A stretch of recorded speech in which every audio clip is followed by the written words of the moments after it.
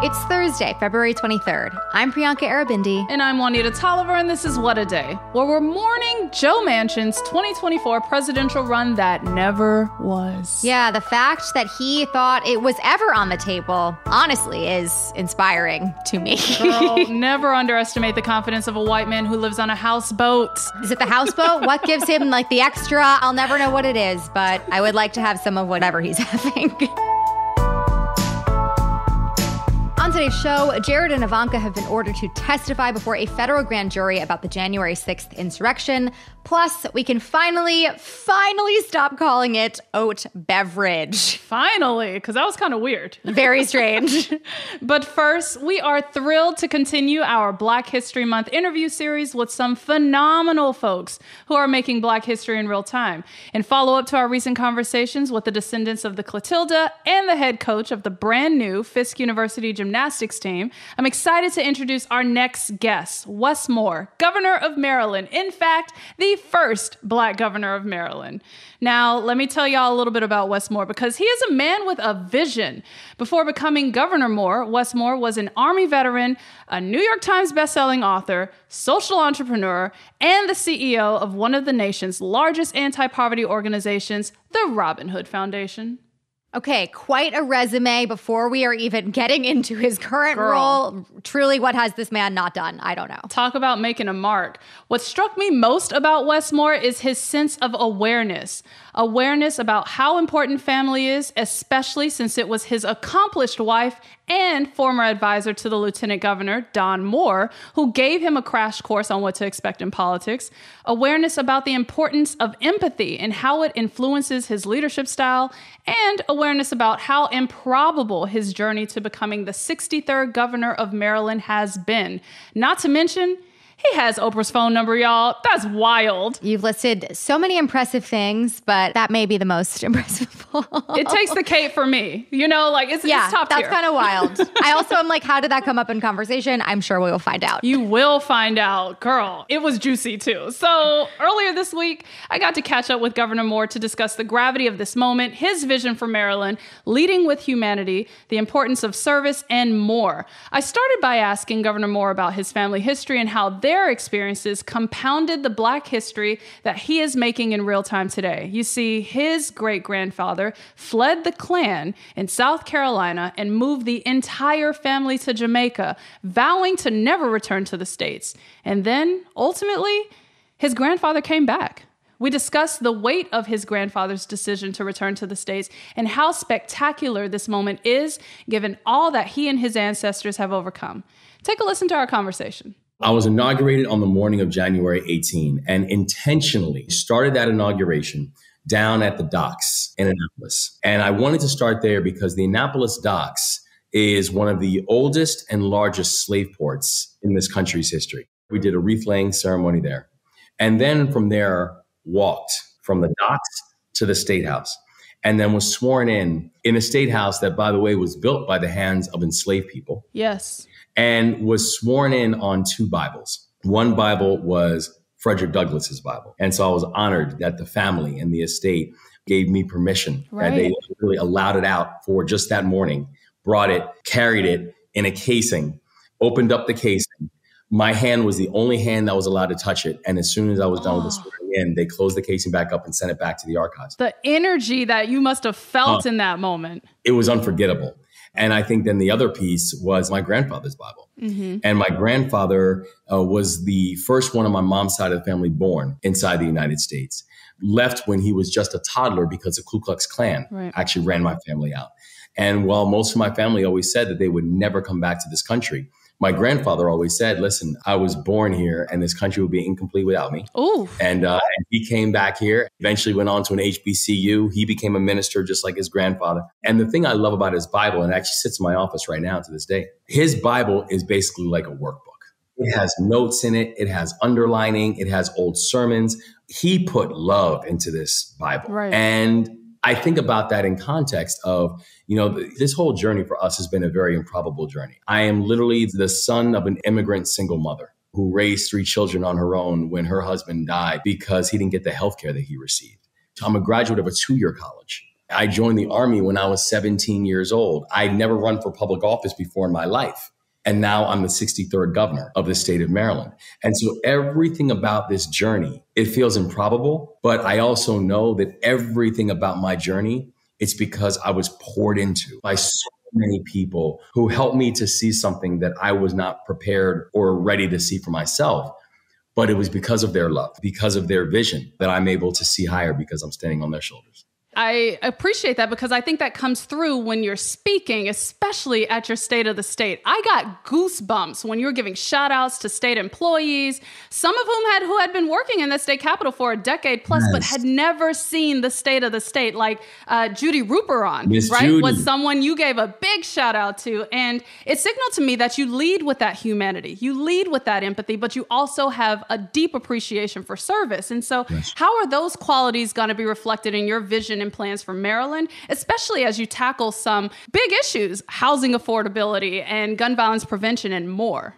One thing I think people in the state of Maryland are saying is that, listen, I am who I am. I remember it was early in the campaign. We were running against statewide elected officials. We were running against a former head of the DNC. We were running against cabinet secretaries. And then here's the person who's running a nonprofit. and I remember there was one event and it was so hot outside. It was like 95 degrees. And all the candidates were out there and they're all wearing slacks and button up shirts and all that kind of stuff. And I went out there in shorts. I was like, they must have been dripping in sweat. Goodness. And then I was like, it's hot. I'm not dressing up like that. Created this little brouhaha and people laughing. I'm like, and I remember the Speaker of the House, who I adore, a woman named Adrienne Jones. She's the Speaker of the House in the state of Maryland. She called me up. She's like, you've been hearing all these people talking about you and your shorts. And I said, yeah. I was like, I don't take it back because it's hot. And she said something I won't forget.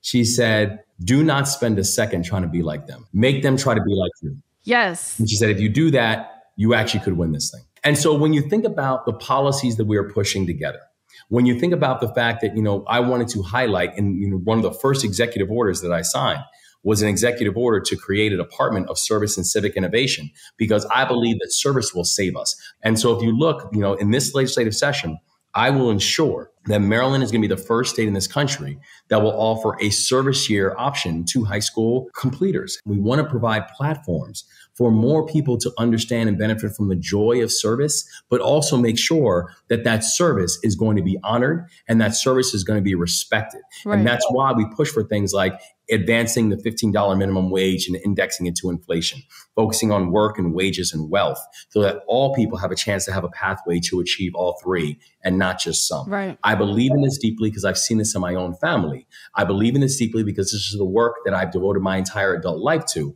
And I believe in it deeply because I believe Maryland has a unique chance to lead on these and so many other issues. I feel it is loud and clear. And I do want to get back to the early days of your campaign because according to reports, on January 6th, while the rest of us were glued to our TV screens watching that horrific attack on the Capitol, you were actually calling people like, I'm running. And the wise woman we all know as Oprah apparently asked you, why in the world, in this political climate, would you want to do something like that? So tell me what you told the great Oprah, but also tell me about the political climate that you aspire to create. I will never forget that day for so many reasons. I was literally talking to Oprah on a Zoom with the television on in the background. As we're talking, literally people are scaling the walls. We were in the middle of an attempted coup. I think about that where I take the word patriotism very seriously. I come from a family of patriots. I come from a family of people like my grandfather, who even when he came back to this country and became a minister, the same threats that were coming to his father started coming to him. And he stayed. And I think he loved this country more than anyone else I've ever met. People who have devoted their life, all their breath, all their energy to making this country better. People who devoted their time to actually lifting people up and understand that patriotism means fighting for each other and not fighting each other. And I watched people who were bastardizing this idea in this term of patriotism, who were literally trying to decapitate democracy in the word of patriotism. And I remember at that moment, I just said, in a place and in a space that I love so deeply, in my home state, I'm a third generation Marylander. I love everything about this place. And I refuse to allow its future to be determined by people who haven't earned the term patriot. So one more question in the name of stepping up, though. Your future political aspirations are a hot topic, and I don't want you to deflect and be like, well, I just started as governor, Juanita. Like, don't deflect on me. But tell me your ultimate political goal. What do you aspire to when it comes to politics? I'm playing with house money right now. I am literally just decades removed from being a kid who had handcuffs on his wrists, from being a kid who was dripping in anger and dripping in frustration and disappointment in everything that surrounded me, and a frustration that I had no idea what to do with. And that same kid who literally had handcuffs on his wrists a couple weeks ago had those same wrists laying on the Bible, taking the oath. I remember when I was leading one of the largest poverty fighting organizations, and we were fighting for the child tax credit. I remember fighting for it to try to get a former governor to include it in their state of the state. And when they did not include it, I was frustrated and angry. And I had one of my colleagues who then said to me, we worked for 6 months to try to get him to include a line in the speech. Well, what if you could write the whole speech? 2 weeks ago, I gave my first state of the state, all about child poverty and what we need to do to make sure that we're making the child tax credit permanent, that we could actually lift 156,000 children in the state of Maryland alone out of poverty. So I'm loving this because we're making a real impact on the communities that I love and that I serve.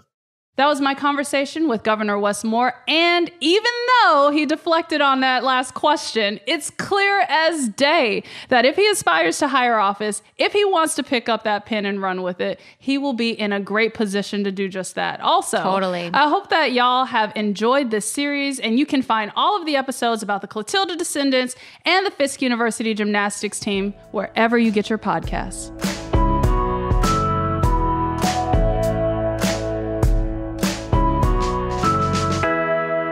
Let's wrap up with some headlines. Headlines.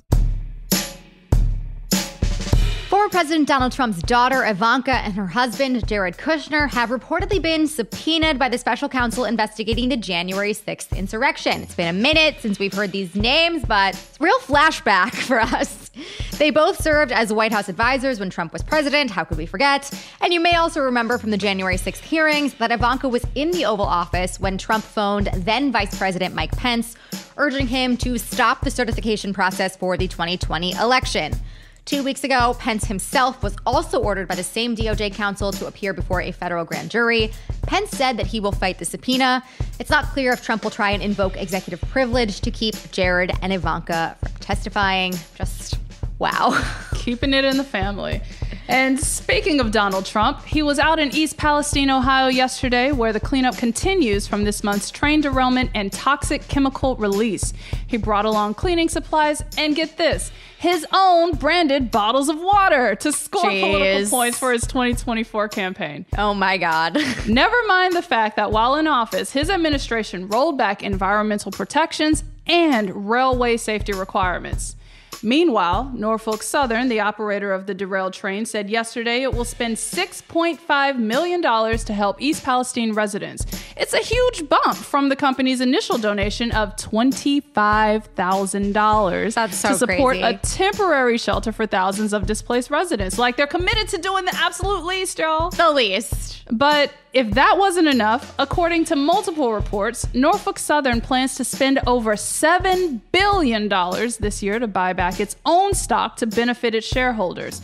That plan was already in place earlier this year before the derailment. The company has yet to comment on whether it plans to change course in the wake of the disaster. And we still don't know how much it will cost to clean up the mess, though the EPA said the company may have to pay for it. Yeah, okay. Hate all of this, but just to circle back to the branded water bottles, it's kind of giving a Donald Trump throwback to Puerto Rico when he was just kind of like lobbing those paper towels. Right, because that was after a hurricane. Yep. Awe-inspiringly unself-aware. Like, it's crazy. It's wild, but anyways, a massive winter storm system is making its way across the country from the West Coast to New England, with millions of Americans under severe weather alerts. In the Midwest, in states like Minnesota and Wisconsin, heavy snow and strong winds have created whiteout conditions. Absolutely hate this. Thought we were done with it. Apparently not. Affected communities have responded with school and business closures, with officials warning drivers to stay off the roads. Thousands of flights have also been canceled as travel conditions have worsened. And in usually sunny Los Angeles, officials issued rare blizzard warnings in northern LA County for the first time in more than 30 years. This is wild to me. You really know it's bad then. Yesterday, the National Weather Service said as much as several feet of snow may fall on SoCal's highest mountain ranges by this weekend, and many Californians can expect a dusting of snow in the lower elevations across the state as well. We'll keep following the storm as it continues, but for now, bundle up and stay safe. If you live in California like me, stay tuned on ways we can ask for our money back, because this is absolutely not what I signed up for. The family of Malcolm X is suing the CIA, the FBI, and the New York Police Department for $100 million, alleging they played a role in the civil rights leader's death. The lawsuit claims that these agencies, among others, conspired to assassinate him in 1965 when he was fatally shot during a speech in Manhattan. In the decades since his death, there has been widespread speculation about who carried out the attack. 3 men were initially convicted for the killing, but 2 were acquitted in 2021 when it was revealed that their convictions were based on shaky evidence.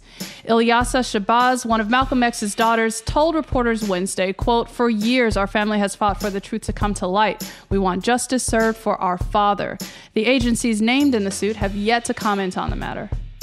In an email to staff Wednesday morning, National Public Radio announced that it will cut 10% of its 1,100-person workforce in the next month. Chief Executive John Lansing blamed the uncertainty of the global economy, which has led to less ad revenue for the public media organization. Last year, NPR froze all new hiring, suspended its internship program, and eliminated all non-essential travel for staff. NPR is the latest media organization to turn to layoffs as fears of an impending recession linger. The Washington Post, CNN, Vox Media, and Gannett have all announced layoffs since late last year. All of these organizations do incredible, essential work. This is really, really sad, disheartening news. And finally, the FDA rules that plants, they're cows too. On Wednesday, the Food and Drug Administration released new guidance saying that alternative milks can legally be labeled as milks on supermarket shelves. Almond, oat, coconut, quinoa, cashew, hemp. It's all milk, baby. Quinoa? What? Never heard of that. The regulators came to the conclusion after noting that the plant-based dairy alternatives aren't pretending to be dairy, nor are U.S. consumers confused by the difference. As alternative milks have grown in popularity, Big Dairy has pushed for the FDA to enforce a federal standard defining milk as the product of, quote, milking one or more healthy cows. I feel like this is where we should insert a scene from Meet the Parents. Can you milk me? Jeez. While this ruling shows that the FDA is going a different direction, there's no use crying over spilled oat milk. The dairy industry still commands nearly 5 times the market share compared to all non-dairy alternatives combined. Regardless, welcome to the milk market, you weird plant liquids. Our Rumble-free tummies, thank you for your service. Dead ass, though. I need these alternatives, and I want them all in ice cream form. We need them. We want them. Never seen quinoa milk on a shelf, which is weird because I live in Los Angeles, so you'd expect that that's some shit I would have seen. But I'm curious. Y'all are the beta testers, yeah. I'm curious. Feels like we need to do a taste test on the show. I feel like the next time I see you, Priyanka, we need to have a row of glasses in front of us to do this on air. This is some hard-hitting shit. I feel like we got to do it. Investigative journalism at its finest. And those are the headlines. That is all for today. If you like the show, make sure you subscribe, leave a review, skip the lactose, and tell your friends to listen. And if you're into reading and not just Wes Moore's cell phone contact list like me, What a Day is also a nightly newsletter. Check it out and subscribe at crooked.com/subscribe. I'm Juanita Tolliver. I'm Priyanka Arabindi. And how do you milk a quinoa? No idea. Oh my God, they're so tiny. They're so tiny. I feel like boiling and steaming is part of the process. I'm sure it is. But it's one of those things where I'm like, if the final product's good, I'm not going to question it. I'm willing to try. I think that's all I can do right now. Very open. Very open.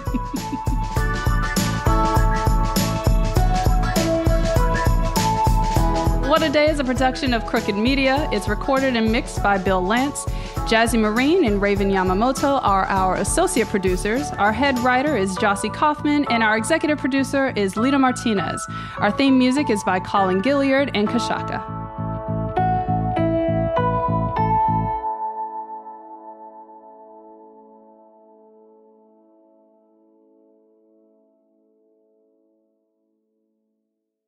Hey everyone, it's Crystal from the Read Podcast here. We wanted to let you know about a very special upcoming bonus episode of our show presented by State Farm. It was recorded live at the Beacon Theater in New York and it's dropping soon, so keep an eye out for it on our show feed and make sure to check out State Farm's personal price plan. You get the coverage you want and need through a policy that helps cover what's important to you, all at a great rate you can afford. Call or go to statefarm.com for a quote today. Prices vary by state. Options selected by customer. Availability and eligibility may vary.